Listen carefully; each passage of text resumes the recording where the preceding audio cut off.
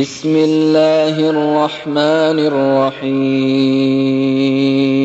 الحمد لله رب العالمين الرحمن الرحيم مالك يوم الدين إياك نعبد وإياك نستعين اهدنا الصراط المستقيم صراط الذين أنعمت عليهم غير المغضوب عليهم ولا الضالين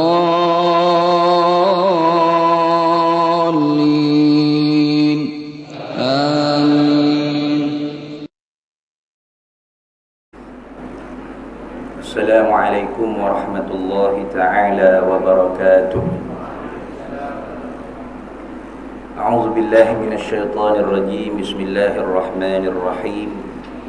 الحمد لله رب العالمين والصلاة والسلام على سيدنا ومولانا وحبيبنا وشفيعنا وذخرنا محمد وعلى آله وصحبه أجمعين. سبحانك لا علم لنا إلا ما علمتنا إنك أنت العليم الحكيم ولا حول ولا قوة إلا بالله العلي العظيم ولا حول ولا قوة إلا بالله العلي العظيم. اللهم افتح علينا فتوح العارفين الحكمة وافتح علينا من لدنا علما كما فتحنا بسيد النبي بحق طه أبي الكونين وجد الحسنين أبي الباط والقسيم. ربنا افتح بيننا وبين قومنا بالحق وأنت خير الفاتحين. رب اشرح لي صدري ويسر لي أمري واحلل عقدة من لساني يفقه قولي. سدد لساني واهد قلبي بحق جدنا سيد رسول الله صلى الله عليه وعلى آله وصحبه وسلم.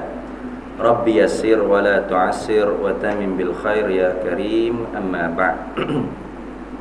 قال الله تعالى في القرآن العظيم وهو أصدق القائلين أعوذ بالله من الشيطان الرجيم بسم الله الرحمن الرحيم يا أيها الذين آمنوا أطيعوا الله وأطيعوا الرسول وأولي الأمر منكم فإن تنازعتم في شيء فردوه إلى الله والرسول إن كنتم تؤمنون بالله واليوم الآخر ذلك خير وأحسن تأويلا. Wahai orang-orang yang beriman, wajib taat olehmu akan Allah dan wajib taat olehmu akan Rasulullah sallallahu alaihi wa ala alihi wasallam. Dan begitu juga kepada orang-orang yang mempunyai urusan bertanggungjawab di atas orang Islam, di kalangan pemimpin-pemimpin Islam, dan begitu juga ulama-ulama yang mujtahidin di kalangan ahlul Islam. Maka jika sekiranya kamu berkelahi dalam satu-satu perkara maka hendaklah kamu rajak kembali kepada Allah dan Rasulullah sallallahu alaihi wasallam. Itu pun jika sekiranya kamu benar-benar beriman dengan Allah dan hari kiamat. Dan demikianlah yang baik dan sangat elok tempat kembalinya. Sadaqallahu maulana al-azim.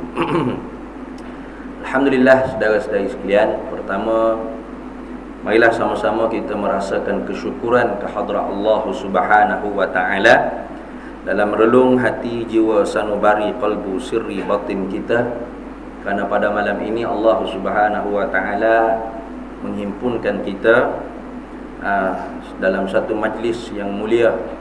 Ini majlis mengingati tentang urusan agama kita, yakni memperingati tentang suruhan Allah Subhanahu wa taala. Maka memperingati tentang suruhan Allah Subhanahu wa taala termasuk jugalah dalam jumlah mengingati Allah Subhanahu wa taala. Maka majlis-majlis seperti ini ialah majlis yang diistisnakan, yang dikecualikan oleh Nabi sallallahu alaihi wasallam daripada masuk dalam jumlah dunia yang dilaknat. Ad-dunya mal'unun wa mal'unun ma fi. Bermula dunia tu dilaknat oleh Allah, dan dilaknat barang apa yang ada di dalam dunia. Illa muallimun wa muta'allimun wa majlisu zikrillah. Melainkan orang yang mengajar agama Allah dan orang yang belajar agama Allah dan majlis-majlis mengingati Allah Subhanahu wa taala. Maka termasuk dalam majlis kita sekarang ialah majlis untuk memperingati arahan daripada Allah Subhanahu wa taala. Kenapa saudara-saudari sekalian?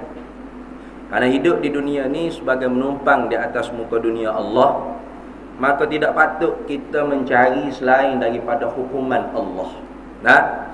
Terkadang manusia menyangka bahawasanya mereka mengikuti hukuman daripada Allah, tetapi walhal hakikatnya jauh daripada apa yang Allah Subhanahu wa taala suruh. Rupa membawa agama, rupa membawa ajaran Islam, tapi hakikatnya jauh ke belakang daripada hakikat agama Islam. Mengatasnamakan agama demi untuk kepuasan nafsu di dalam jiwa. Ini banyak yang berlaku kepada manusia. Mudah-mudahan Allah Ta'ala jauhkan kita daripada kelompok yang begitu. Amin. Amin sorang je amin. Orang lain tak embuh kan? Amin. Mudah-mudahan tu doa. Jangan nanti Allahumma Rabbana baru amin. Tu doa hok bahasa Arab. Hok logat Melayu pun doa juga. Mudah-mudahan, semoga, orang panggil apa? Khabariyah lafzan wa du'aiyah maknan. Kalau orang kata kita mudah-mudahan kamu ni panjang umur, amin selalu. Mudah-mudahan Allah Ta'ala masukkan kita dalam jumlah orang yang benar-benar menjalani agama sebagaimana yang dikehendaki oleh Allah dan Rasulullah sallallahu alaihi wasallam.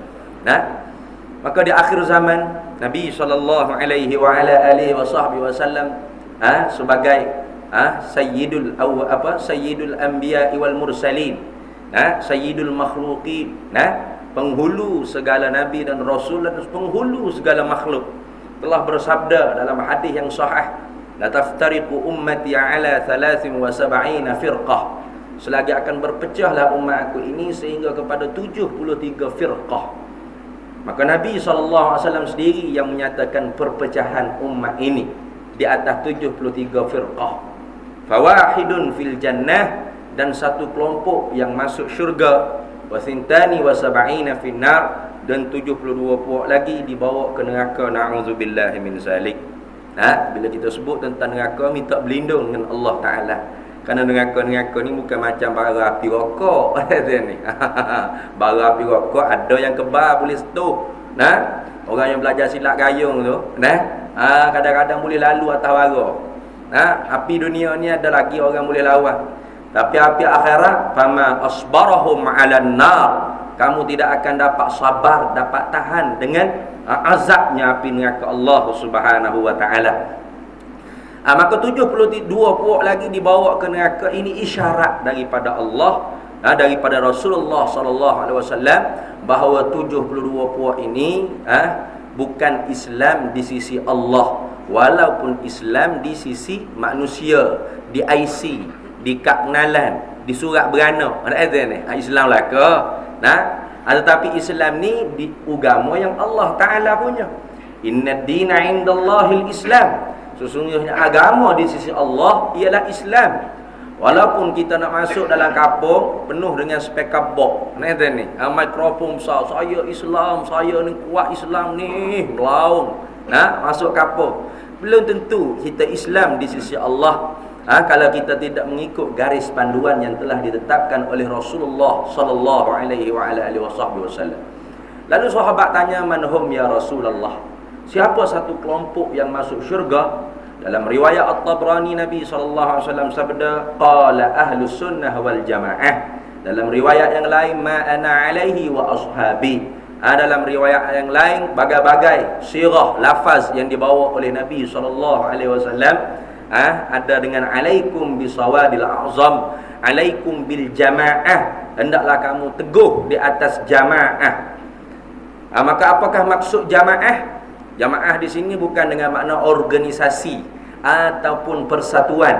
Karena Nabi SAW jawab kepada Sayyidina Huzaifah Al-Yamani dan begitu juga kepada Sayyidina Muaz bin Jabal radhiyallahu taala anhu, antal jamaah walau kunta wahdah.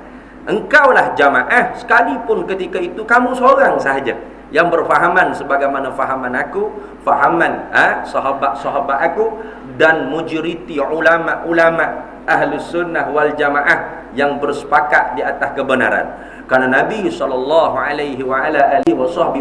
telah bersabda, lan tajtami'a ummati ala dhalalah. Tidak akan sekali-kali ulama aku bersepakat di atas perkara yang sesat. Bermakna apabila ulama ijma', ijma' lebih tinggi daripada ittifaq.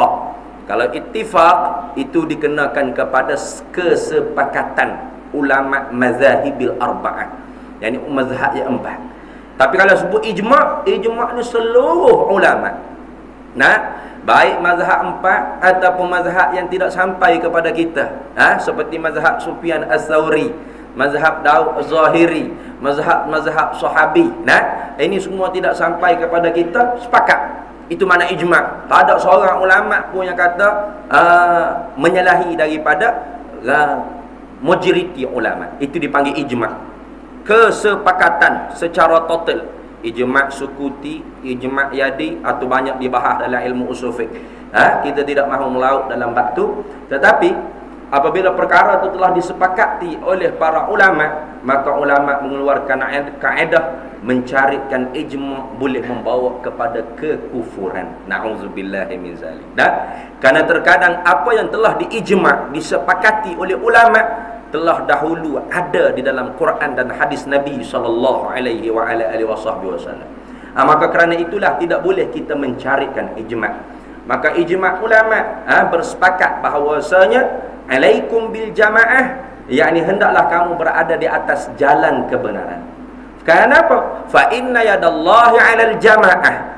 Karena pertolongan Allah itu turun di atas jamaah, di atas kebenaran. Faman syazza, siapa yang mengasingkan daripada kebenaran, dia nak masuk 72 puak tadi, syazza finnar, maka dibawa masuk ke dalam neraka. Na'udzubillahi min zalik.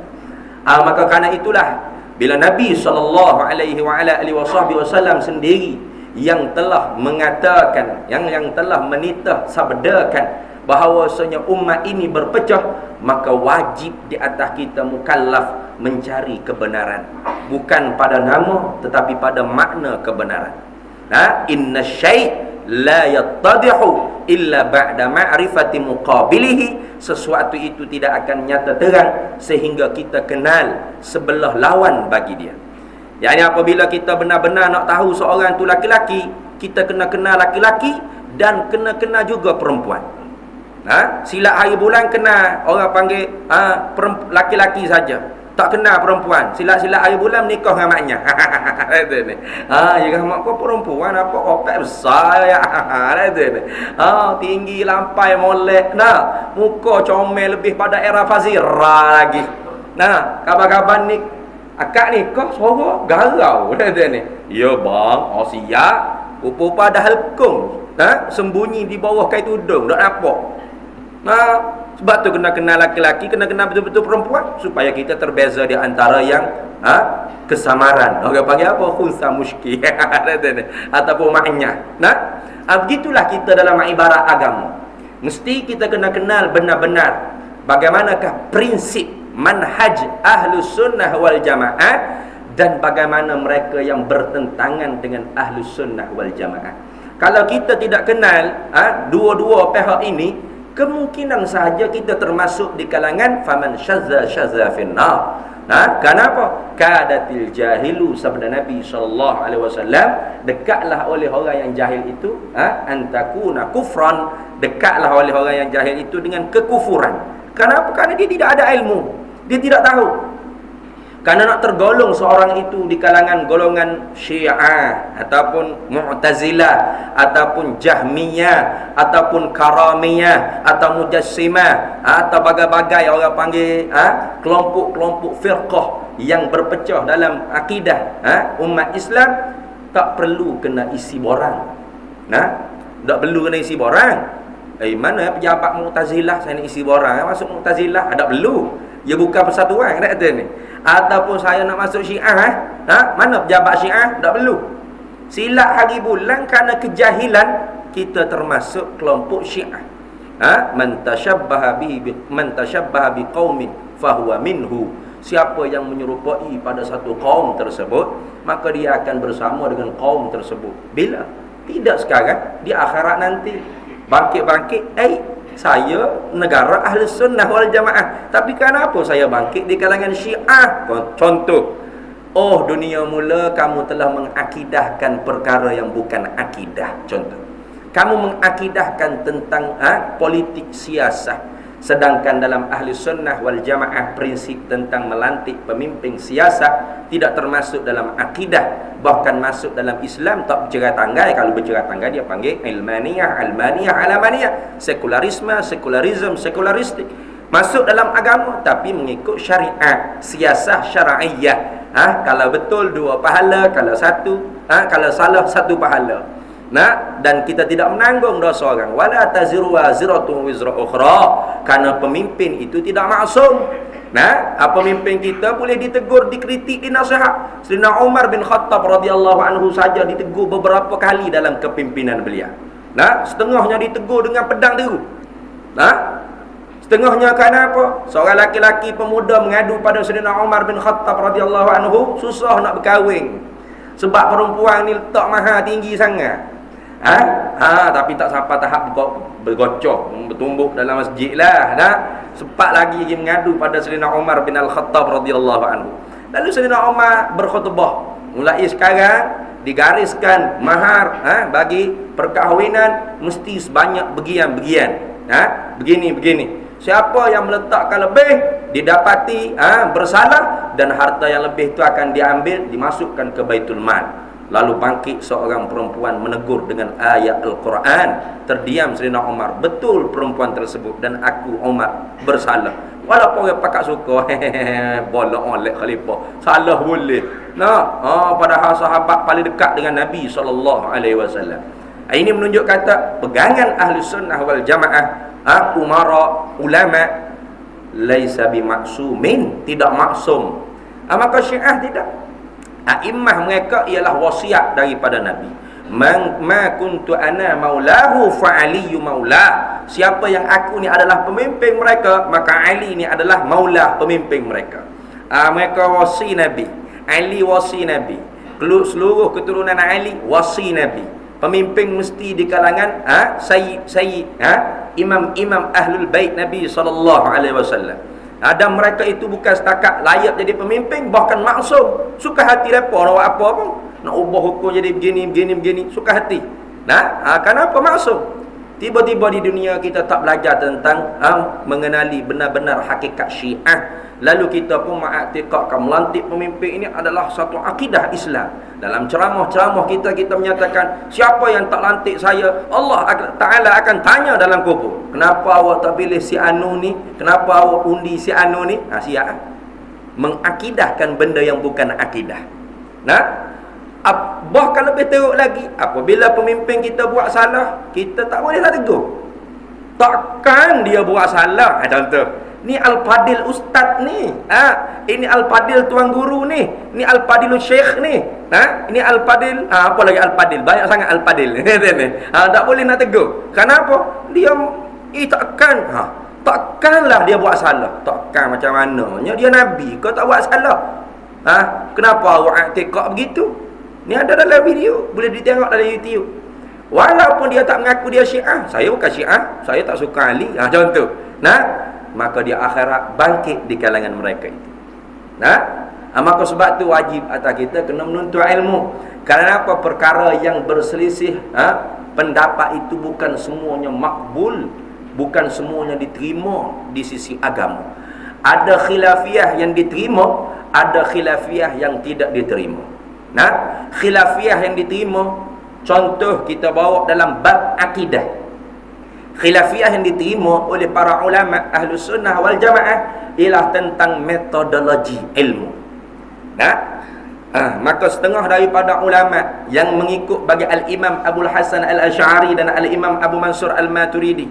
Al-Imam Abul Hasan Al-Asy'ari menggariskan wajib kita mukallaf mengenal hukum sifat Allah 13 sifat. 7 lagi automatik masuk, tikan tu dia panggil. Maka qaul ni rajah di sisi ulama-ulama. Kenapa? Sedikit. Makin sedikit benda yang hendak diberati di atas mukallaf, makin kuat qaul tersebut. Qaul Maturidiyah yang mengikut bagi Al-Imam Abu Mansur Al-Maturidi 20 sifat. Yang masyhur kita bercakap sifat 20. Sifat 20 ni diperjalani oleh ulama-ulama Maturidiyah, metod dia, cara nak belajar dia. Yang kita naknya angka dah. Ni. Jalan nak kira suka hati awak. Awak nak kira congok dengan sifir dalam kepala otak ke, atau awak guna kalkulator ke? Kalkulator kena ada. Kalkulator tu lah. Awak nak guna pen, tulis di buku ke? Suka hati awak. Yang penting jawapan mesti betul. Yang penting awak mengenal Allah Ta'ala. Karena Tuhan kata fa'lam ay utlubul ilma hatta yata'allam. Tuntut ilmu olehmu, tuntut olehmu akan ilmu pengetahuan tentang tidak ada Tuhan selain Allah, tentang Allah satu saja Tuhan. Maka wajib kena tutup. Cara mana? Nak ikut Asy'ariyah boleh. Inilah qaul yang kuat. Nak ikut metodologi Maturidiyah, ini qaul yang masyhur tapi marjuh, lemah. Kenapa? 20 dengan 13 banyak 20 pada 13. Kadang yang kata 13 banyak pada 20. Macam bodoh. Tak ada yang kata 13 banyak pada 20, ustaz. Bodoh benar. Tak ada orang bilang tak pandai lagi. Ada metodologi ilmu membahagikan tauhid kepada 3. Uluhiyah, rububiyah, asma' dan wasifat. Tauhid rububiyah, tauhid uluhiyah, tauhid asma' wasifat. Ini semua adalah mustalahat ulama. La musyahata lil istilahi, tidak boleh kita nak perbalahkan, nak melawani, nak mengkritik istilah-istilah ulama. Mana ada ni dalam Quran ni kamu pasir, kamu tasir, ta'alluq qubdah, ta'alluq suluhi qadim, ta'alluq tanjizi hadis. Ni bid'ah ni. Tak boleh. Kerana ulama tetap begitu. Jadi istilah diistiamal, dipergunakan sebagai ilmiah, bahasan dalam ilmu. Tak boleh bahagikan tauhid 3 ni. Mana boleh begitu? Ini istilah ulama. Nak bagi 3, kau nak bagi 4, kau nak bagi 10, nak bagi sejuta, tak apa lagi. Saya nak bahagi tauhid ni 40 dah. Tauhid uluhiyah, tauhid rububiyah, tauhid ar-razaqiyah, tauhid ar-rahmaniyah, tauhid ar-rahimiyah. Ikut nak bagi berapa pun suka hati lah. Tapi tak boleh suka hati kita. Ulama lah bahagi. Kita pula tak boleh suka hati nak menafikan orang panggil apa yang telah digaris panduankan oleh ulama. Baki lagi, yang mana yang paling ringan untuk kita? Cuba tengoklah. Asma' wa sifat, segala nama, segala sifat. Bila sebut segala ni banyaklah segala. Tokan sikit segala. Segala nama, segala sifat. Berapa nama, berapa sifat? Nama saja 99. Sifat tak usah kira. Ada ni. Pas nak belajar sosok, rasa siapa tua tak habis lagi. Hak mana sifat khas pada makna am pada nama, am pada makna khas pada nama. Mustaq dia asal. Daripada mana perkataan tersebut duk bahar-bahar. Pas nak isti'mal pada Tuhan kenapa? Asal Ar-Rahman riqqatul qalb. Lembut hati. Takkan Tuhan ada hati. Ada jantung, ada limpa, ada tali orak ke apa, tali pusat. Nak lagu tu. Asal makna Ar-Rahman riqqatul qalb, lembut hati. Itu maksud lughah, pada lughah. Tapi tak boleh isti'mal mana tu? Bagai-bagai ulama bahas. Itu orang panggil dalam pengajian ilmu tauhid. Maka kita nak mengenal Allah dengan cara fardu ainnya, belajar ilmu sifat 13, ilmu sifat 20. Fardu kifayahnya asma' wa sifat. Maka ada juga orang yang menyalahgunakan metodologi ilmu. Dia menggunakan sifat 20, menghuraikan dengan tidak tepat. Contohnya pada kalam-kalam mutasyabihat oleh para ulama. Ulama kata qiyamuhu ta'ala bin nafsi, berdirinya Allah Ta'ala dengan sendirinya. Lalu dia pun hurai, Allah Ta'ala ni, adik kakak, ni. Bila dia nak bangun berdiri, tak ada siapa tolong. Dia bangun seorang, tak pakai tukar. Betul tak i'tiqad lagu tu? Tepat tak? Tak tepat. Walau belajar sifat 20, tak sah i'tiqad. Sama. Begitu juga orang yang belajar ilmu tauhid, uluhiyah, rububiyah, asma' wa sifat.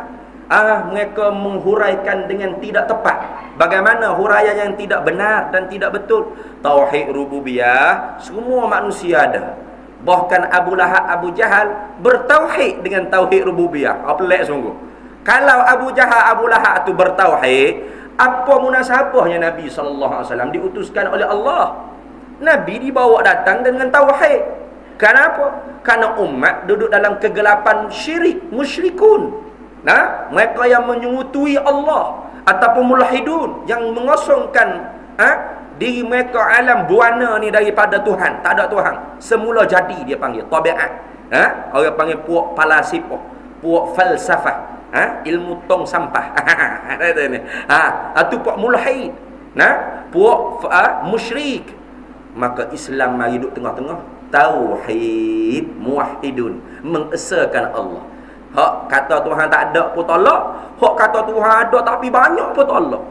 Tiba-tiba belajar ilmu tauhid rububiyah, gi kata orang Abu Lahab, Abu Jahal, popok abu-abu tu, ni. Popok Quraisy, kafir Quraisy penyembah berhala itu ada tauhid rububiyah. Betul tak?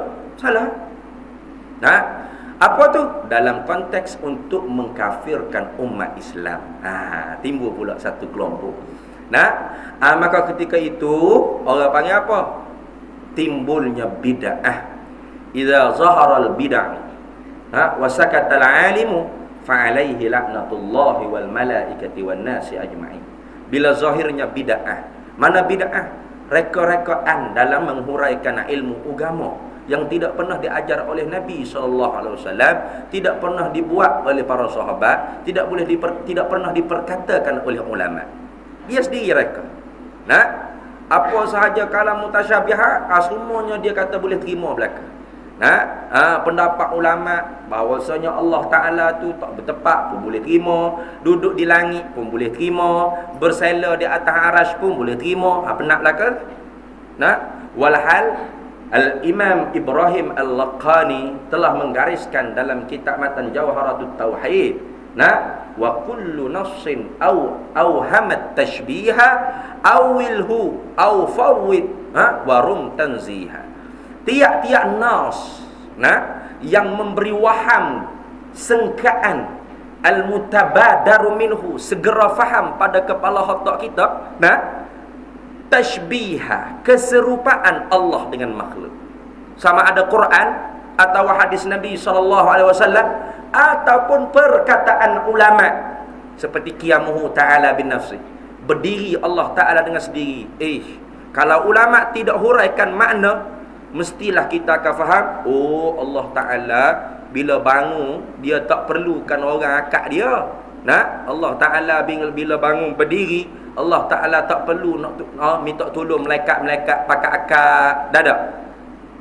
Maka itu kalau mutasyabihat tu, kesamaran, wajib ditakwil.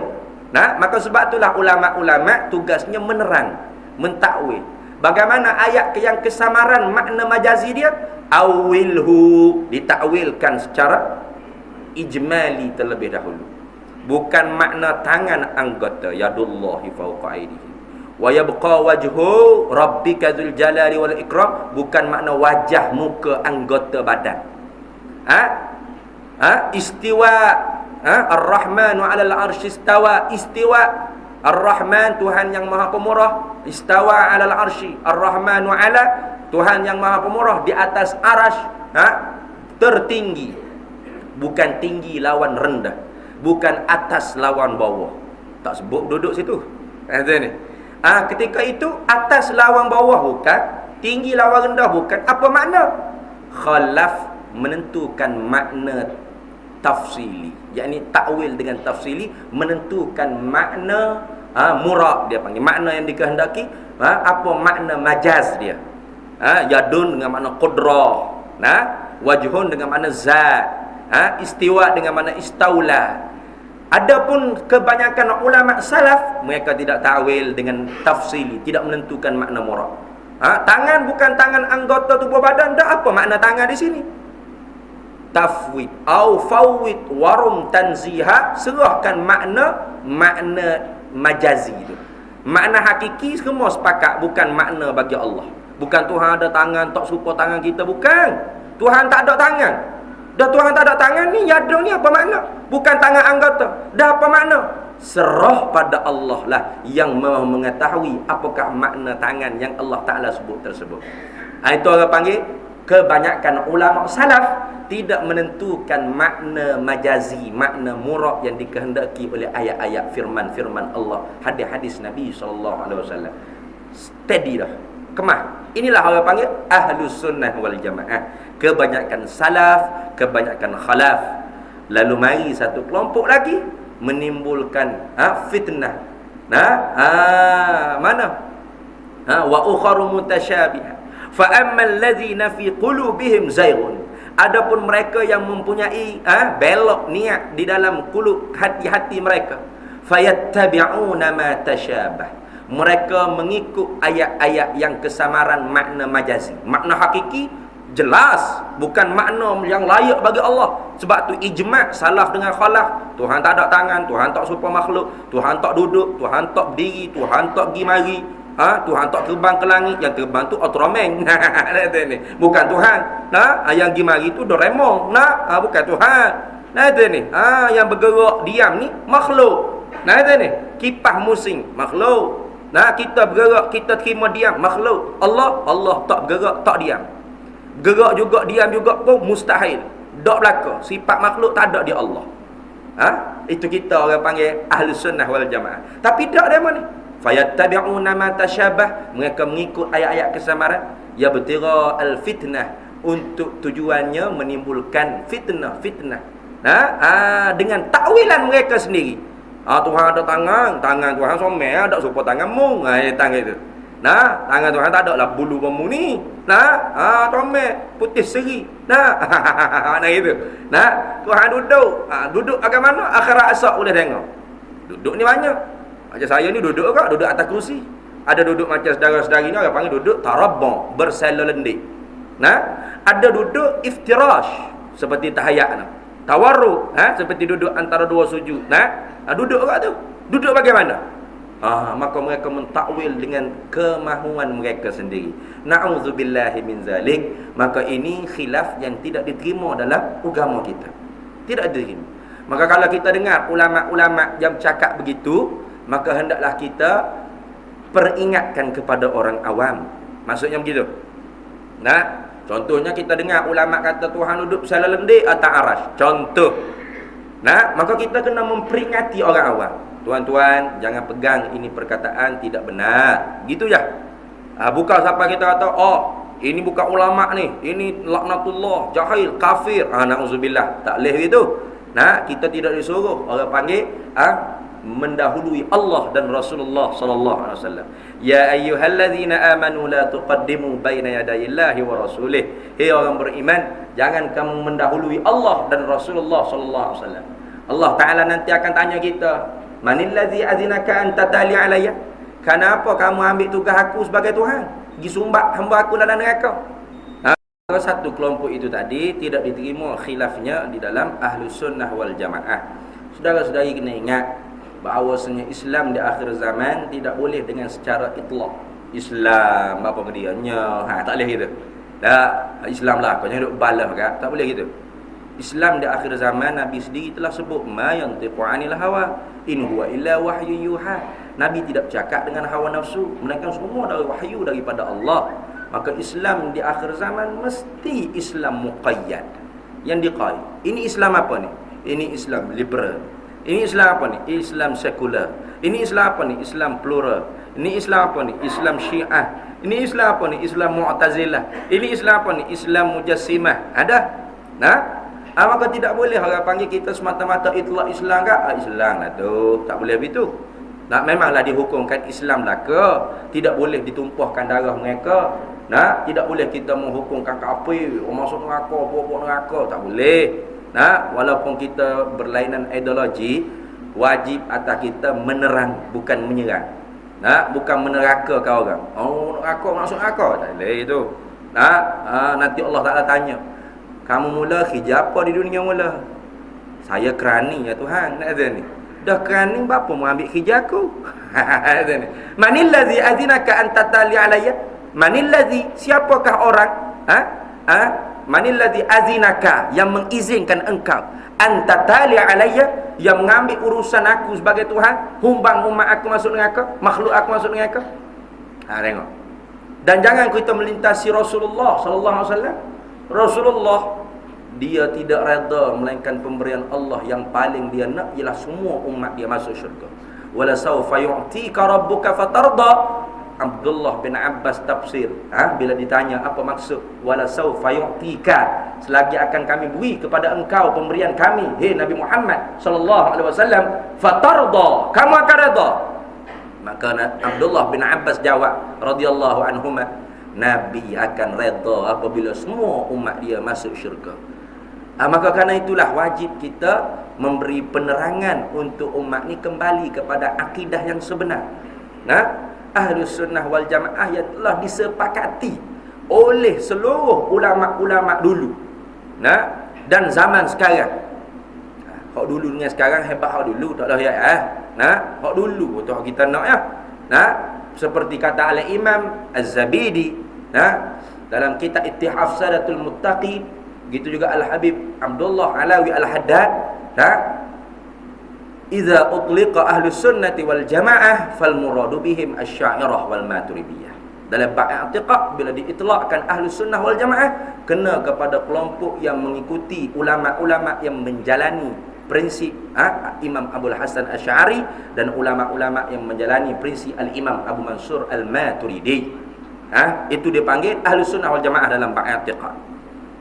Dalam bab fiqh pula, bertaklid, menjadi pengikut pok turu. Itu maksud taklid, pok turu dengan tak tahu dalil.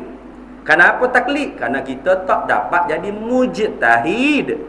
Kerana nak memahami Quran, hadis Nabi sallallahu alaihi wasallam ni paling kurang 12, 15 ilmu alat. Kita kena mahir, bukan kena belajar. Hak belajar tu pun tak mahir-mahir lagi. Nahwu, sarah, balaghah, ma'ani, bayan, badi', mantiq, istiqaq, ulul sufi, qawaid fi, banyak. Banyak sangat. Dak usul tafsir, mastalah hadis, ulumul hadis bidirayah wal riwayah, sabab urudul hadis. Selok wal qira lah jawab dia kata Kelantan. Nak mengaji sampai bila nak habis tu? Tu fardu kifayah. Maka kitanya orang-orang yang awam macam saya, macam kita semua ni, wajib taklid dalam bab fiqh. Dalam bab tauhid wajib mujtahid. Kenapa sikit sangat je? Fikir dalil Allah ada alam ni. Allah mesti ada. Dia bukan tak ada. Kita ngaji dah. Dalilnya alam ni. Cukup lah. Dia mesti sedia. Dia bukan baru. Belajar gitu. Dia mesti ada sifat berkuasa. Lemah Allah tentu tidak. Dia bukan lemah. Ada orang menganying. Nanti ni ngaji apa sifat 20. Mengarut dia kata. Allah bersifat wujud. Wujud artinya ada. Ada lawannya tiada. Allah bersifat dengan wujud. Wujud artinya ada. Ada Allah. Ada lawannya tiada. Tiada Allah. Tak ada pula ada Allah. Tadi ada, lepas tu tak ada. Ada tak ada. Ada tak ada. Sedang malah hak nak mengajar pula tua dah ada ni. Wujud. Hak ngaji pula menyandar lah ke di dinding-dinding surah ada ni. Bukan nak ayat sini. Tak apa nak nyandar pun. Nyandar dalam lekong sedar. Tak ada Allah. Ada pula. Duduk kedai kopi lepas ni. Tuhan macam cik semua dia ya. Sekejap ada, sekejap tak ada. Berat benar Bukan kita mengaji Tuhan tak ada. Tuhan bukan tak ada. Dia mesti ada. Tuhan bukan lemah. Dia mesti kuasa.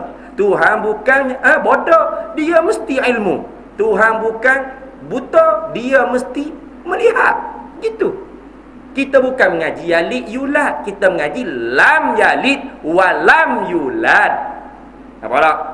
Itu kaedah telah ulama susun mengikut tarkib susunan kaedah Al-Quranul Karim. Nak fikir tentang alam kejadian ni jadi timbul dalil kata Allah Ta'ala bersifat dengan sifat kesempurnaan, dilihat pada susunan Al-Quran. Lau kana fihi ma'alihatun illallah la fasadata. Kalau ada Tuhan lain selain daripada Allah, nescaya hancur lebur langit bumi ni. Lalu ulama fikir, bermakna kita boleh fikir tentang alam. Kerana Nabi SAW sabda, tafakkaru fi khalqillah wala tatafakkaru fi zatillah. Jangan kamu fikir pada zat Allah, fikir olehmu pada makhluk Allah. Fikir makhluk Allah ni, ada pagi, ada malam, ada siang, ada hujan, ada kemarau, ada panas, ada sejuk. Ini perubahan siapa yang merubahkan dia? Al-alamu mutaghayyirun. Tiap-tiap alam tu berubah.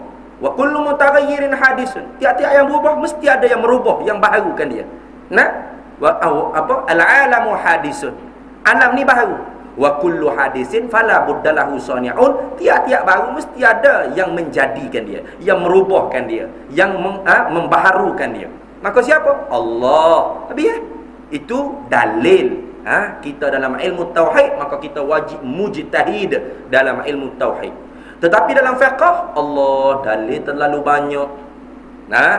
Kalau kita nak pakai zahir dalil, penatlah. Nabi kata, sallu kama ra'aitumuni usalli. Semayang olehmu sebagaimana kamu tengok aku semayang. Labisu kama ra'aitumuni labisi. Akilu kama ra'aitumuni akili. Syaribu kama ra'aitumuni syaribi. La'ibu kama ra'aitumuni la'ibi. Bermain olehmu sebagaimana kamu tengok aku bermain. Makan olehmu sebagaimana kamu tengok aku makan. Minum olehmu sebagaimana kamu tengok aku minum. Pakai olehmu sebagaimana kamu tengok aku pakai. Bila masa kita tengok Nabi semayang, Nabi pakai, Nabi makan? Pernah tak? Sebab itulah Quran kata, fa in tanaza'tum fi syai'in, sekiranya kamu berkelahi, berkhilaf, berselisih pendapat dalam satu-satu perkara, farudduhu ilallahi war rasul. Hendaklah kamu kembali kepada Allah dan Rasul. Bukan dengan makna kita direct pergi buka Al-Quran terjemahan ke Indonesia ataupun terjemahan pimpinan Ar-Rahman. Bukan direct kita buka Sahihul Bukhari, Sahihul Muslim, As-Sunan Sittah. Tidak. Karena kita tidak berkelayakan. Siapa yang dapat memahami Quran hadis Nabi sallallahu alaihi wasallam? Yakni warasatul anbiya. Al-ulama warasatul anbiya. Mereka yang dapat gelaran Al-Hafiz, Al-Hujjah, Al-Hakim, Al-Musnid, Al-Imam. Ini mereka ni lah ulama. Nak dapat gelaran Al-Hafiz 100,000 hadis. Kena ingat matan serta sanad. Kena ingat. Al-Hujjah 300,000 hadis. Kena ingat matan serta sanad. Matan hadis sanad 300,000. Bukan hadis 40 ni. Kata ngaji juga ustaz hadis 40 habis. Ingat tak hadis 40? Tak ingat belaka, ingat hak mula-mula. Innamal a'malu binniyat. Tak apa dah. Ingat sesuatu tak apa dah. Tapi jangan kita takabur dengan ulama. Imam Ghazali tu Al-Hujjah 300,000 hadis. Ingat matan serta sanad. Ingat di mana? Di dalam kepala otak, bukan dalam laptop. Tak sama dalam laptop ni ni. Yang ni muka laptop. Kita buat seminar mengkritik Ghazali. Senang je. Panggil Ghazali gitu. Macam pak menakan pak saudara dia Imam Ghazali dia ni. Ni orang panggil umat akhir zaman. Wala ana akhiru ummata awwalaha hal bihal bala. Bilalah umat di akhir ini melekeh-lekeh, melanak-lanak umat-umat yang terdahulu, ulama-ulama salafun salih, maka Allah Ta'ala akan halalkan bala. Bala macam-macam. Hari ini panah garing sakit atas kepala rasa dah tengok. Allah seteruk panah macam-macam lah. Banyaklah. Sedialah kita untuk menghadapi orang panggil kemurkaan daripada Allah. Kalau kita tidak ihtiram, tidak memuliakan ulama. Luhumul ulama imasmum. Darah daging ulama itu beracun. Maka timbullah golongan-golongan yang mereka berhujjah alla mazhabiyah. Tak perlu pakai mazhab. Ada juga. Apa mazhab-mazhab ni? Nabi mana ada mazhab Syafi'i Nabi? Ia tangkuk psikologi dipanggil. Nabi mana mazhab Maliki? Nabi tak mazhab Hambali. Dah Nabi ada buat kuliah maghrib ke? Kuliah maghrib, kuliah subuh ada tak? Kuliah perdana Rasulullah di Masjid Qiblatain. Ada? Muslimin muslimat jemput hadir beramai-ramai. Ada ni. Tak ada dalam Masjid Nabawi jadual kuliah Nabi. Hari Ahad tafsir, hari Isnin hadis, hari Selasa tajwid. Tak ada. Nabi SAW tak ajar tajwid, tak ajar ilmu tajwid. Ikhwa syafawi, idgham bila gunnah, ma'al gunnah, izah halqi, apa bid'ah belaka tu. Tak ada ke? Tak ada. Bahkan mushaf tak ada zaman Nabi sallallahu alaihi wasallam. Tak ada. Kalau ada pun ditulis Quran tidak bertitik, tidak berbaris. Hang nak baca mana? Hak bertitik berbaris dia pun wala bowling hari-hari duk baca. Ada ni. Wala bowling tak betul-betul lagi. Nah, maka kerana itulah ulama yang arif, yang alim, mereka tu melaut dalam ilmu, terjun dalam lautan Quran dan hadis Nabi sallallahu alaihi wasallam. Gali mutiara-mutiara jadikan ilmu tauhid, gali mutiara-mutiara jadikan hukum fiqh. Maka kita belajar dalam sembahyang rukun 13, qauli, fi'li, qalbi, mula-mulanya niat, muqaranahkan niat dalam takbiratul ihram. Takbiratul ihram dan niat pula serta dengan berdiri betul. Ada tak hadis kita ngaji? Kalau tidak tak sembahyang kita. Di mana dalil takbir? Kena cari dulu. Sahih qada, qada ke Hasan li ghairihi, ke Hasan li zati. Apa gerah tu? Dah. Yuridullahu bikumul yusra wa la yuridu bikumul usra. Allah Taala nak menghendaki mudah. Tuhan tak mau bagi payah. Adapun mereka yang mujtahid, mereka ni tak apa. Bahkan mereka haram taklid. Imam Syafi'i haram taklid Imam Malik. Imam Malik haram taklid Imam Abu Hanifah. Imam Abu Hanifah haram taklid Imam Hanbali, Imam Ahmad bin Hanbal. Imam Ahmad bin Hanbal walaupun belajar dengan Imam Syafi'i, haram dia taklid dengan Imam Syafi'i. Kenapa? Mereka pangkat mujtahid mutlak. Mujtahid. Kita bukan mujtahid, kita buat tahid. Lain tu. Makan pagi, tengah hari nak makan gapo, fikir. Malam menu apa malam. Bimbangnya takut tak berok dalam bilik air hari. Nak jadi mujtahid macam mana? Ni. Ulama dulu mujtahid, masya-Allah. Ada golongan yang tidak pakai mazhab, Allah mazhabiyah. Tak payah pakai. Direct. Farudduhu ila Allah wa Rasul, direct pada Allah Rasul. Mereka menggunakan kata-kata imam-imam mazhab. Konon-kononnya imam mazhab berkehendaki bahawasanya mazhab mereka tu ada yang tidak tepat. Contohnya kata Imam Syafi'i, kalau kamu mendapati ada hadis sahih yang bercanggah dengan pendapatku, fahuwa mazhabi. Itulah hadis sahih, itulah mazhabku. Mereka mengatakan bermakna kalau kita tengok hadis sahih tiba-tiba bercanggah dengan ijtihad, fatwa daripada Imam Syafi'i, maka kita tolak Imam Syafi'i, kita ambil hadis sahih. Bukan begitu mudah. Kerana kaedah memahami orang panggil hadis, darjat hadis, takhrij hadis tidak sama madrasah ulama ni. Ada hadis di sisi Imam Syafi'i dhaif, di sisi ulama lain sahih. Maka Imam Syafi'i tidak berhujah dengan hadis tu kerana di sisi dia dhaif.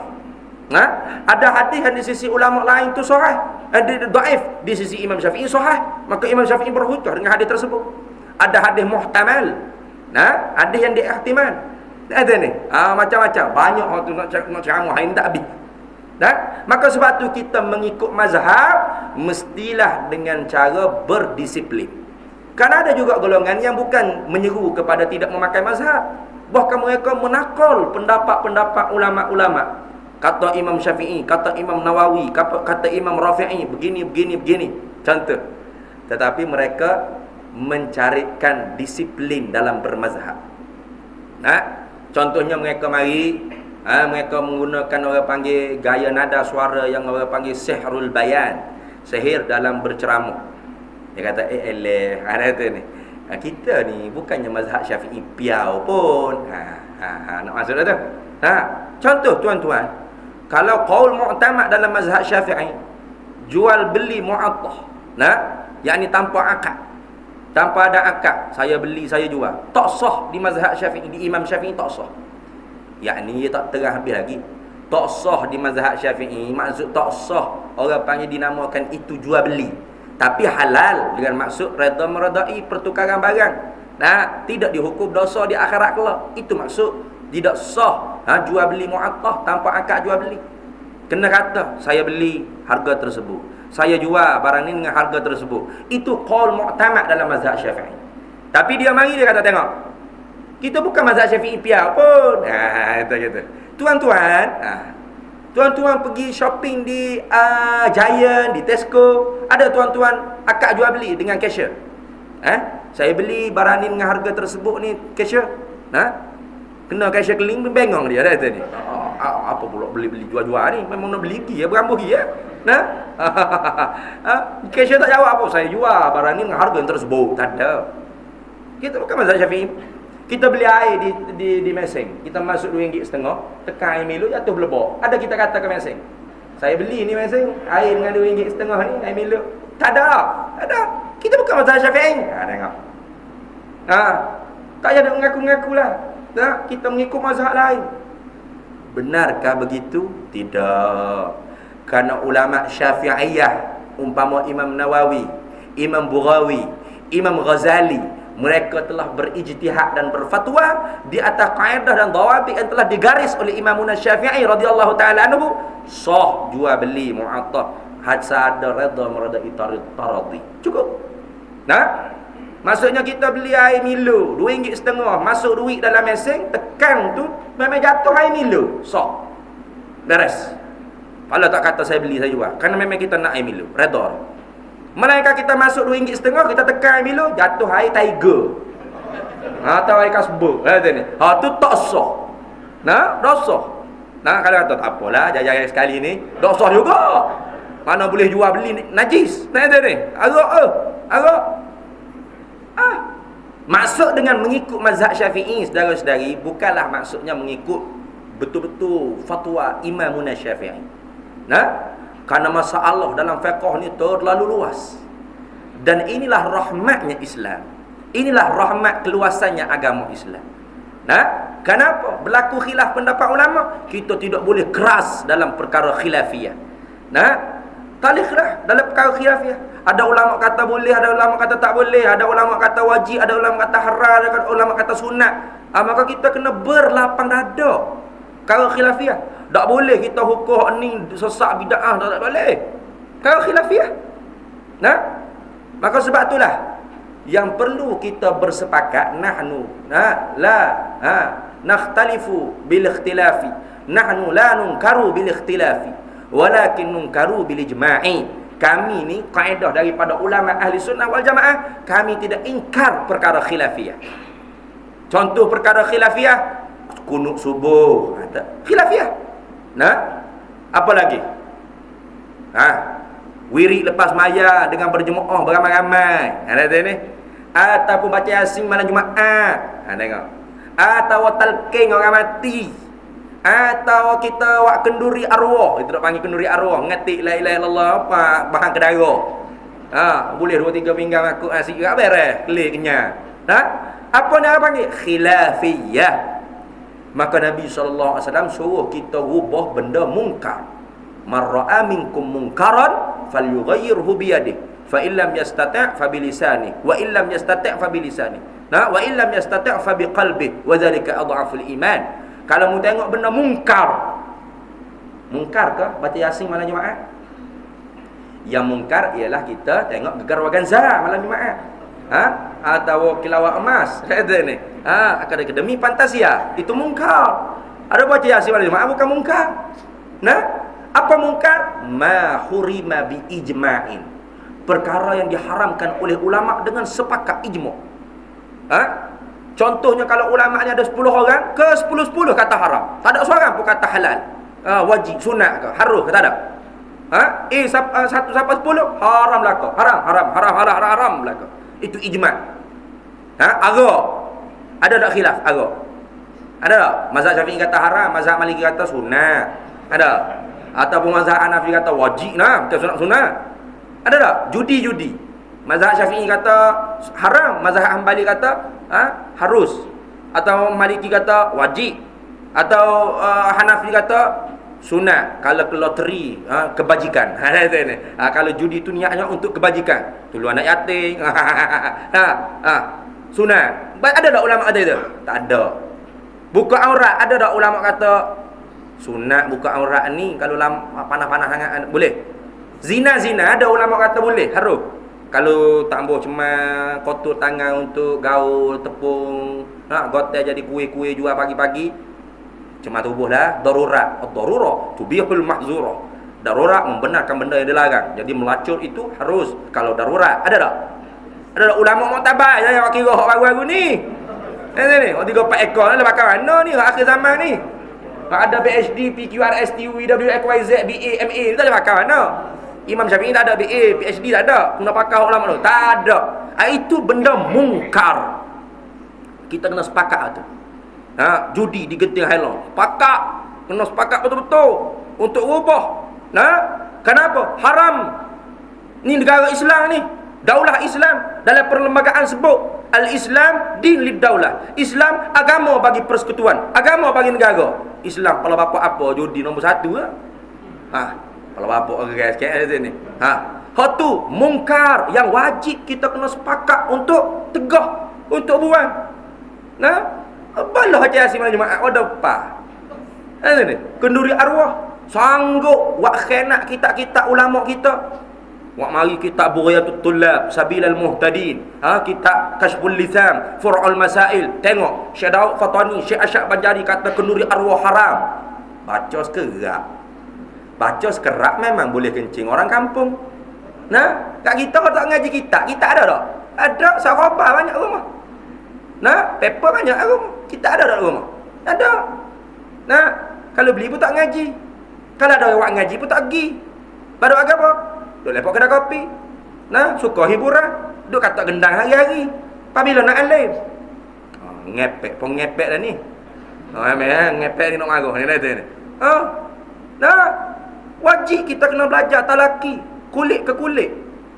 Biarlah turas kita ada lagi ni dijaga oleh kita. Tidak dirubah oleh orang-orang yang khianat. You ubah. Atau tidak ubah pun baca sekerak. Tengok. Haram. Bid'ah lagi makruh. Memanglah kalau kita buat makan keluarga si mati, yang sunatnya keluarga yang jiran-jiran tetangga buat makan kepada keluarga si mati. Itu yang tidak khilaf ulama. Ada pun orang panggil keluarga si mati yang buat makan. Fa fihi tafsilun, ada 3 huraian pendapatan ulama. Mana? Pertamanya bid'ah lagi makruh. Makruh lagi bid'ah. Bila? Apabila kita buat makan semata-mata buat makan. Mati dah anak kita mati. Okey, dia sembelih lembu seekor. Orang beli beras bergula apa? Bawa kenduri siap. Tepuh dengan orang panggil kemoh ke apa, terkejut orang. Kenapa ni buat kenduri? Anak awak mati. Tak adalah, sajalah nak bagi orang mari ramai-ramai rumah saya boleh makan nasi. Bid'ah lagi makruh.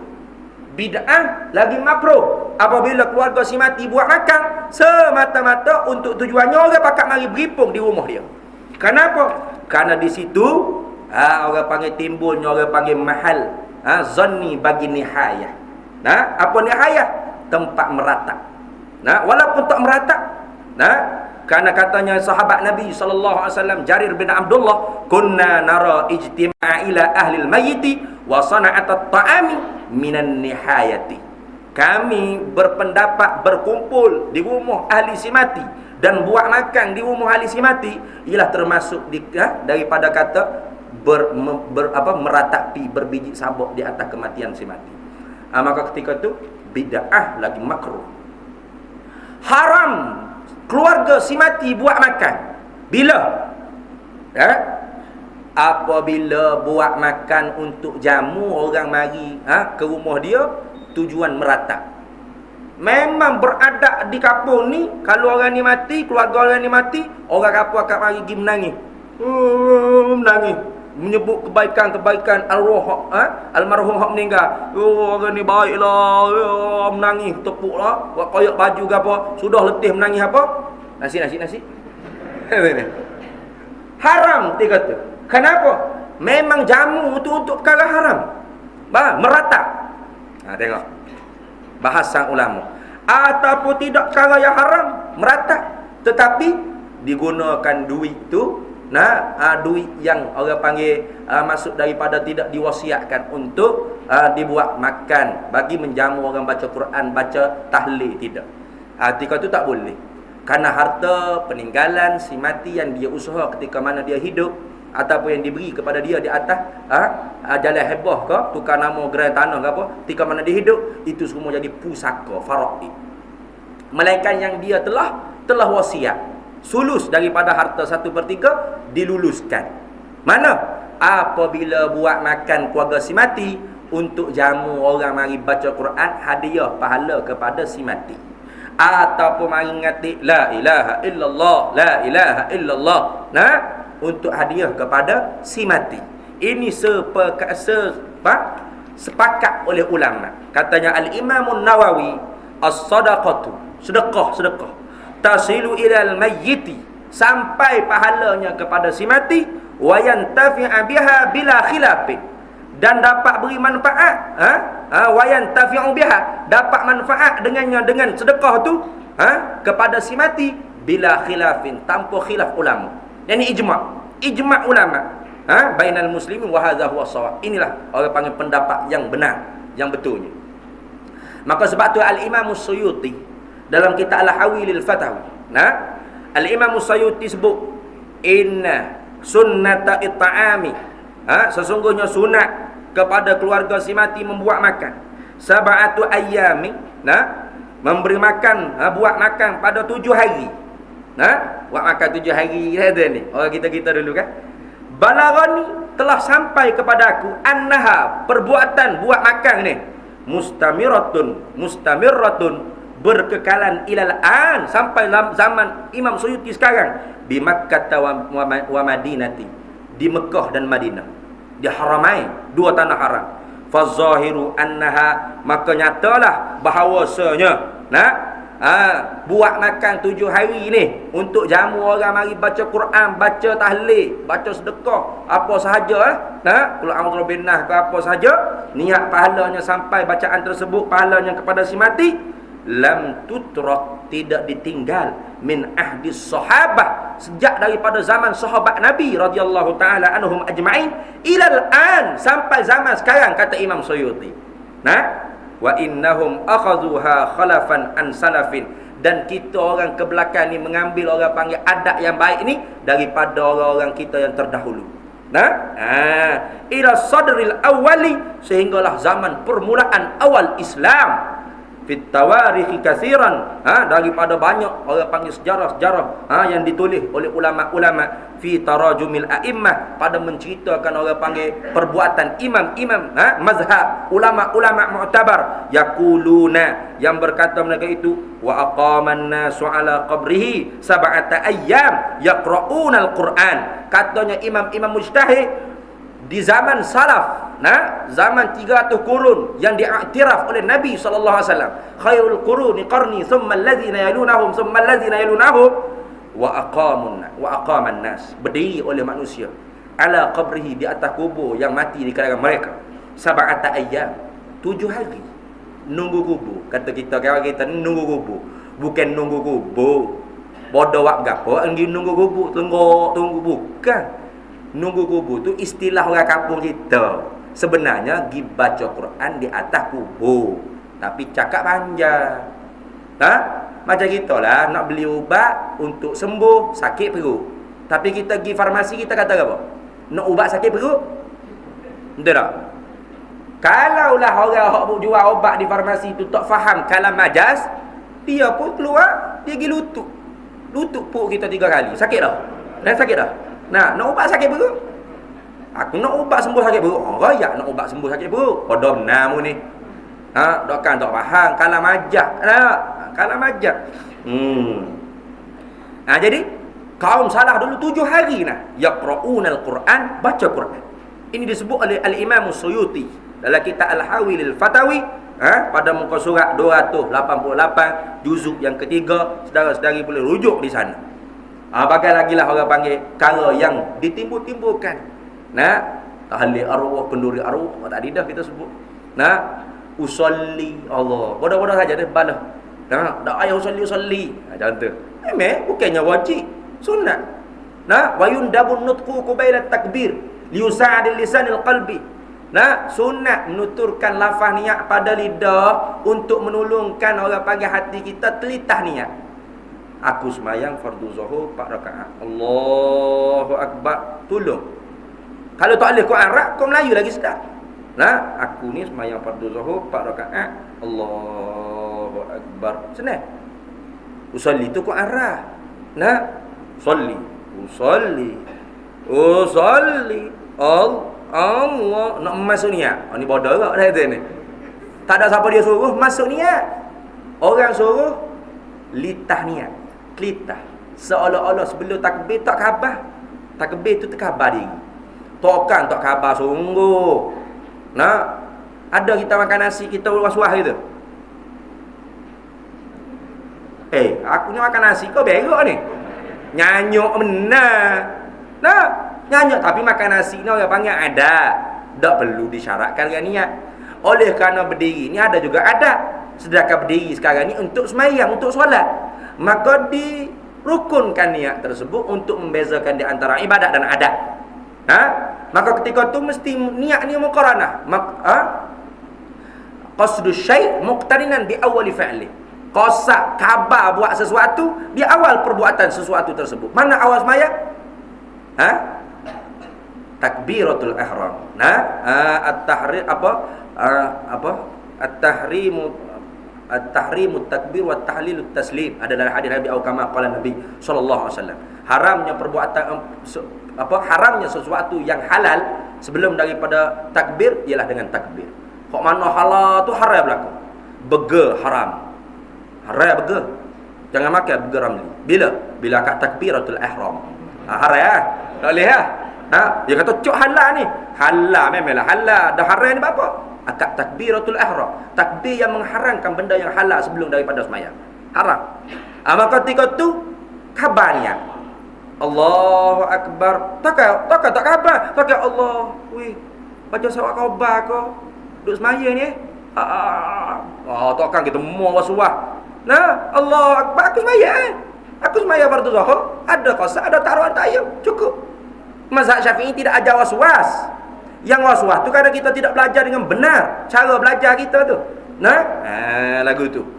Maka kenapa dikatakan sunat orang panggil talaffuz bin niyat. Niat tu dalam hati, tapi sunat talaffuz dulu untuk membantu hati. Kerana dikiaskan dengan hadis Nabi sallallahu alaihi wasallam bertalaffuz niat pada ihram, pada haji. Dah ada ni. Itu. Qiyas aulawiyah. Kalau haji pun Nabi sallallahu alaihi wasallam bertalaffuz niat, kalau sembahyang lagilah sunat. Lagu tu. Qiyas aulawiyah. Banyak lagilah saudara-saudari. Ada ni. Pendek katanya perkara yang khilafiyah tak boleh kita buat seolah-olah perkara yang ijma' munkar. Tak boleh. Tak boleh tampal di masjid di surau. Dilarang kunut subuh. Dilarang tahlil arwah. Tak boleh. Ada negeri yang begitu. Saudara-saudara kita tahu tak negeri mana? Tak tahu nak jawab. Walau nanti ni. Darus sunnah, masya-Allah. Sebenarnya tak boleh. Air sunnah. Nanti ni dia marah sangat. Air sunnah beras, cak sunnah. Air cak sunnah, buah kurma cak sunnah, tak boleh. Kopiah cak sunnah, tak boleh. Tapi negeri cak sunnah tak apa pula. Pelik tu. Tak boleh. Benda khilafiyah dijadikan benda yang ijma'. Tak boleh. Rokok, contoh rokok. Ijma' dak ulama kata haram. Dak ijma'. Sejak zaman dahulu lagi ulama yang kata haram tu ada. Bahkan ulama yang berfatwa dengan rokok itu haram siap reka lagi hadis.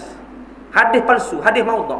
Akan datang sabda Nabi, akan datang satu kaum umat aku yang menjadikan tembakau bahan isapan mereka. Mereka bukan di kalangan aku bukan di kalangan mereka. Hadis ni kata ulama muhaddisin, termasuk Imam Sayuti juga, la aslalah, tak ada asal. Maudhu'. Kenapa? Fuqaha yang berijtihad tembakau itu haram, mereka nak mengkuatkan lagi fatwa mereka reka hadis palsu. Maka bermakna hukum rokok ni tidak ijma', tidak sepakat. Bahkan Syekh Ali Al-Ajhuri, Syekhul Azhar, mengarang kitab Tuhfatul Ikhwan. fi bayani ahkami syarbid dukhan. Buah topoh, buah apple bagi saudara-saudaraku pada menghuraikan hukum tentang menghisap rokok. Ada kata wajib, ada kata sunnah, ada kata haram, ada kata haram, ada kata haram. Nak kata apa? Bukan ulama baru. Tu dulu ustaz, sekarang dulu memang ulama kata makruh, sekarang pakat haram dah. Tak juga. Sampai sekarang al-ijtihadu la yunqadu bil ijtihadi. Ijtihad ulama tidak dapat menghilangkan ijtihad ulama lain. Sebab tu bila kita tengok isap rokok, kita tak boleh nak, "Hui, haram ni." Boleh. Bertumbuk dengan orang lah, aku beli mahal-mahal dahir ni. Ni. Tak boleh. Nak apa? Mereka yang minum arak, barulah kita boleh ambil ambil pisah, kau ambil orang panggil buku 5 kau tahu lepas tegak. Kerana ini sepakat ulama haram. Adapun ni, ni aku haram aku. Tak apalah, kalau aku isap aku mabuk tak boleh. Khilaf. Maka ni pula tak boleh ni. Dia ni tak suka ni bang rokok ni, busuk ni. Dia tinggal. Menghormati. Ni pula aku mari pak dia ni, dia jenis mengisap ni, aku kena tahan hormat. Saling hormat menghormati. Kenapa? Khilafiyah berlapan dada. Ini.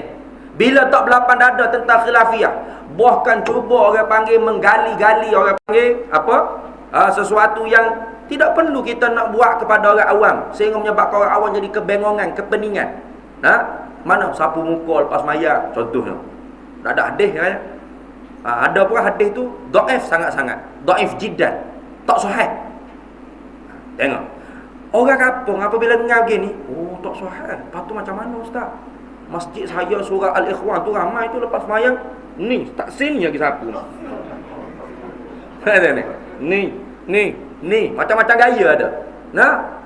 Tak tahu saya. Kena tanya dalil. Nas mai mana nas? Kalau tak ada nas, bid'ah. Wa kullu bid'atin dalalah wa kullu dalalatin finnar. Sudah finnar. Maka apabila dia mari surau kita, dia masuk, dia tengok kita duduk sembahyang. Lepas beri salat assalamualaikum warahmatullahi, assalamualaikum warahmatullahi. Orang kampung macam kita ni apa? Sapu muka ni, ikutlah gini kau macam-macam pesek. Dia pun duduk belakang, ilip kepala seorang. Astaghfirullahalazim. Semayang-semayang pun masuk neraka lagi. Tengok. Ni bahaya. Sebab itulah kata Al-Imam Abdullah bin Mubarak, al-isnadu minad din. Sanad perantaian pengajian daripada agama. Laulal isnad, kalau tanpa sanad perantaian pengajian agama, laman syaa qala ma syaa. Orang boleh ceramah apa dia nak ceramah. Nak cakap bagaimana? Duk nyanda di kursi kan, ambil mic tak ada kitab depan. Menandakan dia ni mujtahidin. Tak perlu kitab-kitab. Ambil mic Sebenarnya tuan-tuan, kata ni, kita ada sapu muka ni semuanya doa belaka. Doa sangat-sangat doa.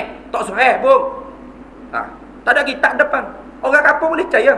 Kenapa? Kerana ada PhD ni ustaz. Dokanglah tak betul. Tengok.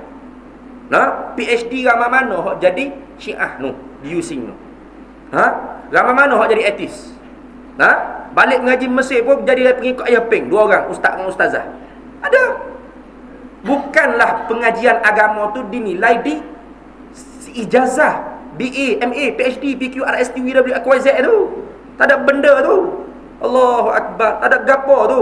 Tak ada nilaian pun di sisi Allah. Honaknya dia mengaji daripada siapa? Kitab yang dia ajar ni kitab apa? Dan bagaimana dia hurai? Sama tak dengan ulama-ulama dulu hurai?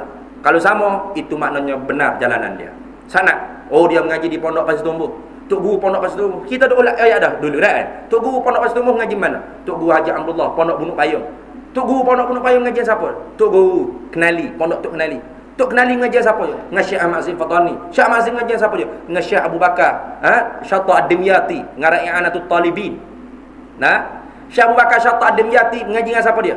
Ngaji dengan Said Zaini Dahlan, mufti mazhab Syafi'i Makkah Al-Mukarramah. Yang ngaji siapa dia? Naik. Siapalah kau? Imam Syafi'i, Imam Abdul Hasan Asy'ari, sanad perantaian sampailah kepada Nabi sallallahu alaihi wasallam. Kalau tidak senang, semua orang dia cakap. Gitu juga kata Al-Imam Muhammad bin Sirin, al-ilmu minad din, ilmu daripada agama. Fanzuru amman ta'khuduna dinakum, kamu kena tilik kepada siapa kamu ambil agama kamu. Kena tilik. Jangan kita suka tak apalah, ni masyhur ni, dalam TV selalu ada channel ni. Ayuk kira TV. Imam Syafi'i sekali pun tak masuk TV. Nah, dia tak boleh kira TV. Nah, Allah tak apalah ustaz, kita ambil hak baik. Nah, hak buruk kita buang. Sedap.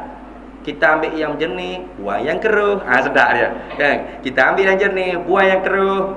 Tengok apa yang dia kata, jangan tengok siapa yang berkata. Itu kata-kata orang tasawuf. Unzur ila ma qala wala tanzur ila man qal. Itu kata-kata orang tasawuf. Kata-kata orang hakikat. Kita bukan orang hakikat, kita orang syariat. Kita bukan orang tasawuf, kita orang tak tahu. Sama tak tasawuf atau tak tahu? Tak tahu lain, tasawuf lain. Tak sama. Kita tak boleh nak ambil pakaian dia pakai di kita pun Nah, bila kita kata Tu Haji jemput ustaz lain lah, kata ustaz banyak, saya boleh bagi nama ustaz. Ni sedap ni ustaz. Dia punya hadis masya-Allah. Kata ni. Ini PhD ni masya-Allah ni. Memanglah dia hebat kata ni.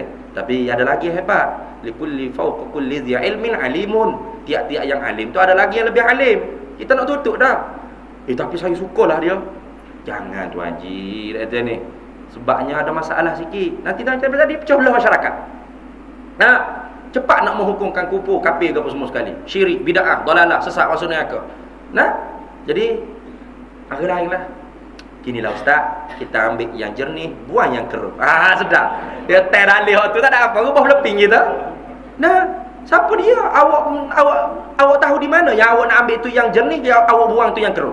Takut awak tersalah, awak ambil keruh, buang yang jernih. Ataupun awak ambil keruh, jernih, ambil belakang. Nah, mak kita tak tahu. Ada ni, macam tadi bukan saya rekod-rekod tu, boleh dengar sendiri. Dengar. Nama kata aku fitnah pula ni. Ada hadis yang kata Nabi sangkul bersalam. Lepas bersalam dalam salat. Tapi hadis tu terlalu dhaif. Tak sahih. Kita baca lah kita. Betul tak? Imam Syafi'i. Bawa dengar, sekabut. Nah, betul tak gitu? Apabila kita buka dalam kitab Majmu' Zawaid bagi Al-Imam Al-Haythami, gitu juga bagi Jami' Kabir Sunan Tirmizi bagi Al-Imam At-Tirmizi. Kita ambil sahih hadis ya, tak usah banyak-banyak. Kana Rasulullah sallallahu alaihi wasallam idza qudiya salatahu yamsahu jabhatahu biyadihi al-yumna wa yaqulu bismillahilladzi la ilaha illa huwar rahmanir rahim azhaba 'anna al-hammi wal hazan. Adalah Nabi sallallahu alaihi wasallam apabila selesai sembahyang ni habis mana? Aqwalun wa af'alun muftatahatun bitakbiri wa muhtatamatun bitaslimi bi syara'it makhsusatain. Beberapa perbuatan dan perkataan yang dimula dengan takbir, diakhiri dengan salam. Salam sini bukan bersalam imam dan makmum. Kalau habis sembahyang tu salam imam makmum, panjang sangat sembahyang. Salam sini assalamualaikum warahmatullahi, salam pertama. Habis sembahyang. Habis dah. Jadi kita jawab, dah kalau habis dah, ikutlah nak sapu apa-apa, jangan bal lah. Nak sapu punggung kau, nak sapu dada kau. Kau hati tak boleh. Orang Melayu ni dia ada cara sapu dia ni. Ritual dia panggil. Mendengar molek video tu, memang dia jawab gitu. Nak maka kena tanya, dalil main mana? Bila kita sebut dalil, dhaif belaka. Betul tak dhaif? Hadis ni Nabi sallallahu alaihi wasallam. Hadis daripada Anas bin Malik radhiyallahu taala anhu, khadam Nabi sallallahu alaihi wasallam. Anas bin Malik kata apa? Kana Rasulullah, adalah Rasulullah sallallahu alaihi wasallam. Idza qudiya salatahu, apabila selesai daripada sembahyang dia, yamsahu jabhatahu, Nabi sapu dahinya. Biyadihil yumna, dengan tangan kanan. Wa yaqulu, dan Nabi kata, Nabi baca doa seolah-olahnya baca. Ada ritual. Ada kerohanian situ tu. Walaupun sudah tamat dah sembahyang. Maka Nabi baca apa? Bismillahilladzi la ilaha illa huwar rahmanir rahim.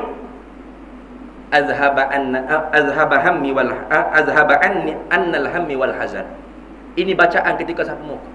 Maka kata Imam Tirmizi, wa akhraj at-Tirmizi fi sunanihi an tariqi hadis raqam 212. Imam Tirmizi mentakhrij hadis tersebut dalam kitab dia. Thumma qala, kata Imam Tirmizi, hadisun Anas hadisun hasanun. Hadis ni hasan.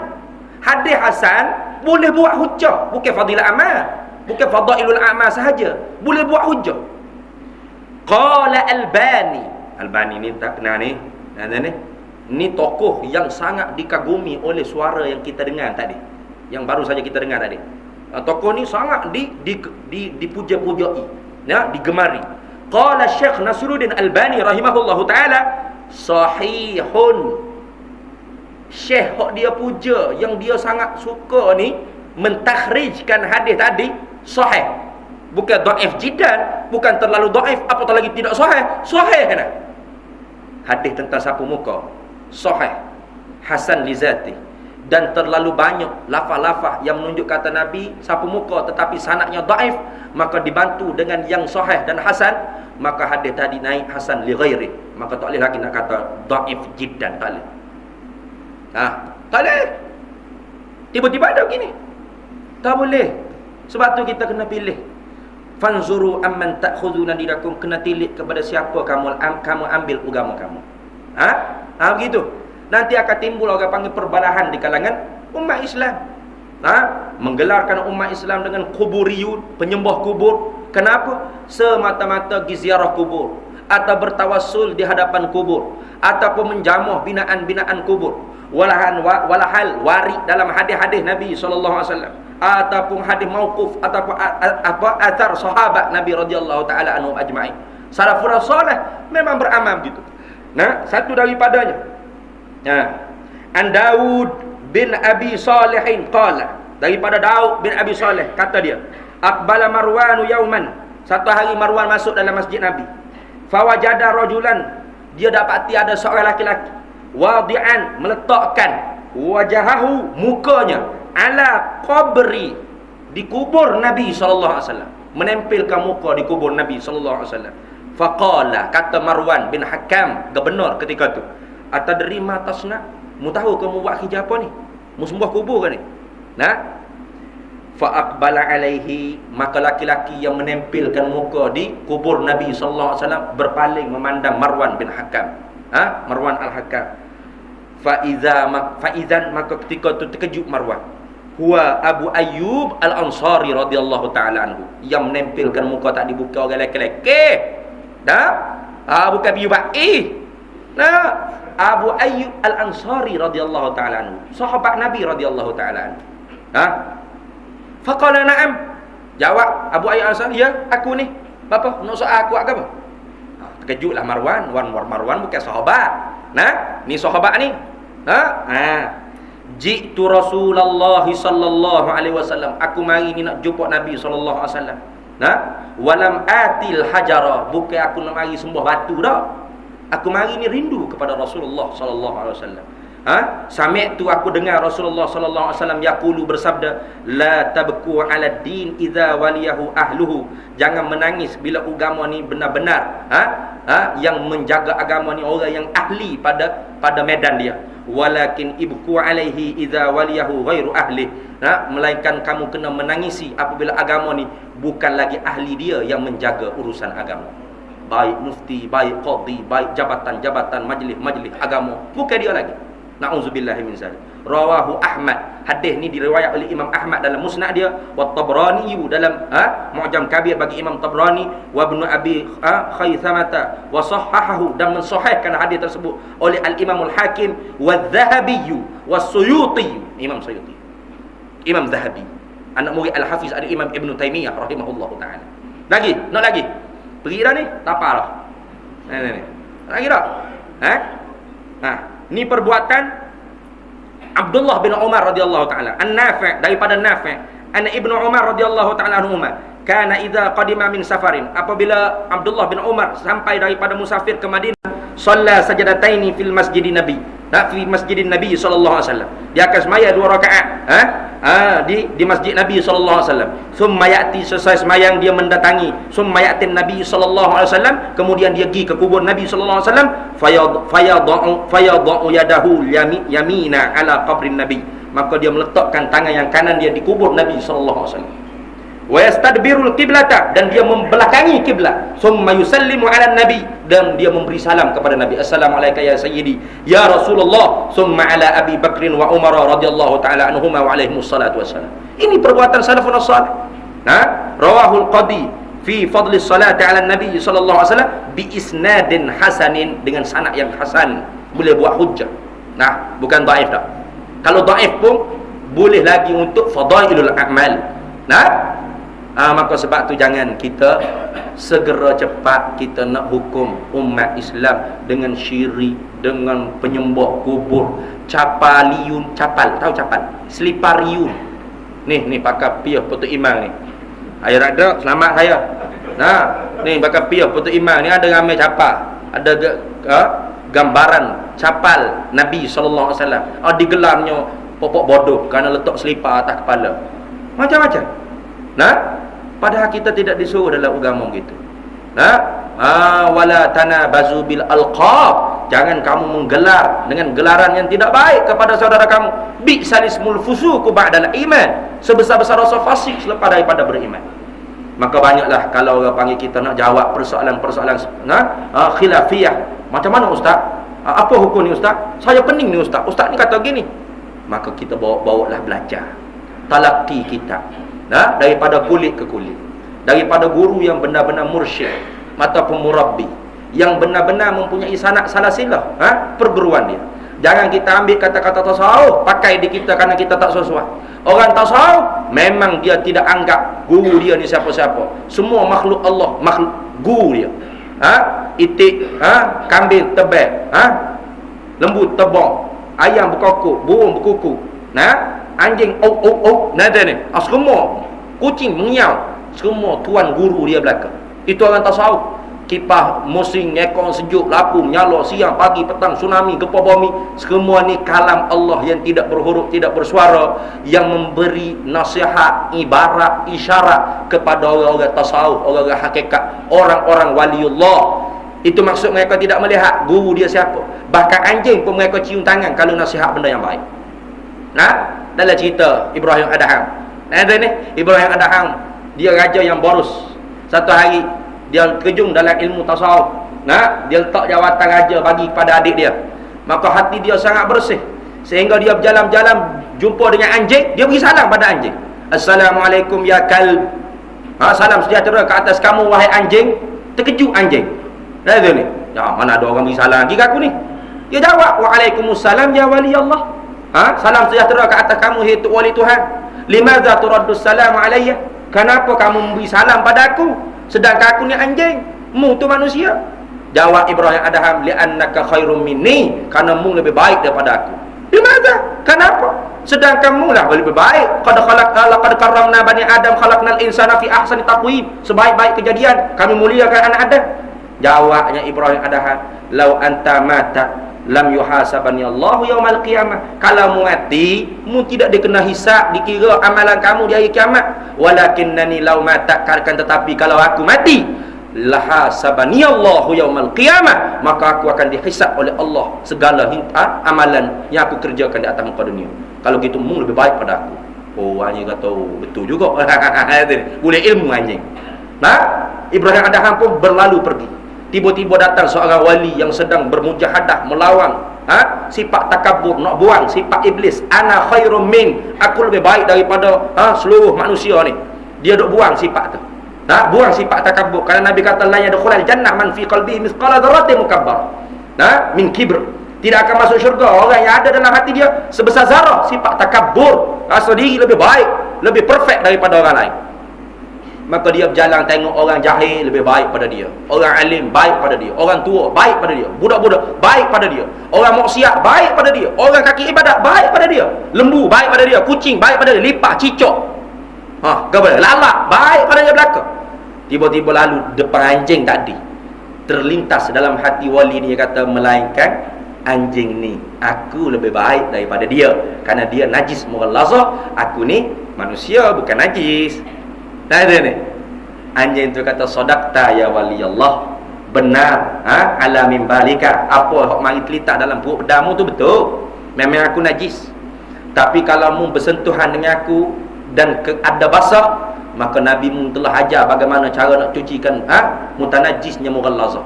Idza walagal qalbu li ina'i ahadikum falyughassil sab'ata marrat ulahun nabi turab. Kalau mu sentuh aku ada basah, maka nak cuci 7 kali basuh, salah satu air tanah, bersih.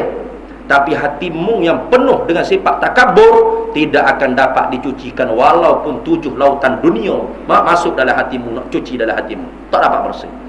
Menangis wali Allah tu. ambil kaki anjing tadi, cium, syukran laka ya ustaz. Tengok. Boleh tak? Boleh?